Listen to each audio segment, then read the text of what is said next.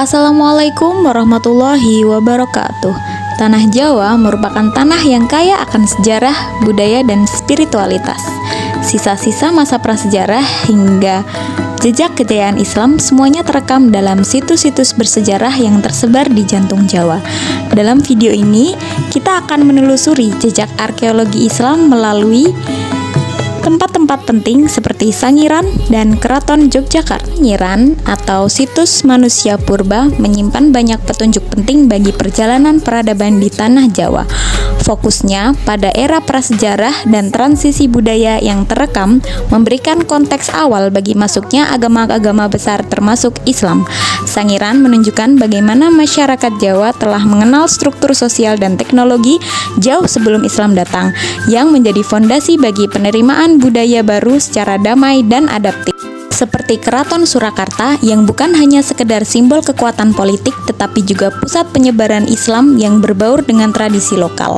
Karena arkeologi tidak hanya berbicara tentang benda-benda tua tetapi juga tentang sistem nilai dan bentuk-bentuk tatanan sosial. Serta Masjid Agung Surakarta yang dibangun pada abad ke-18 mencerminkan paduan gaya arsitektur Hindu, Buddha, Jawa, dan Islam.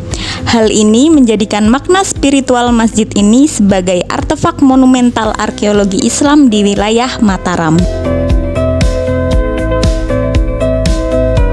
Arsitektur Masjid Agung Surakarta terinspirasi dari Masjid Agung Demak. Atap masjid yang berbentuk limas berjenjang 3 menggambarkan konsep iman, Islam, dan ihsan. Tak lupa Sekolah Islam Mambaul Ulum yang berada tepat di sebelah Masjid Agung Surakarta, sebuah lembaga pendidikan Islam tradisional yang menyimpan banyak manuskrip kuno dan juga struktur arsitektur yang klasik. Pesantren ini menjadi salah satu titik penting arkeologi Islam hidup yang bukan hanya melihat masa lalu, tetapi juga melanjutkan tradisi keilmuan yang telah bertahan selama berabad-abad. Kitab-kitab tua dan juga metode pengajaran menjadi artefak hidup dari peradaban Islam dari peradaban Jawa Tengah.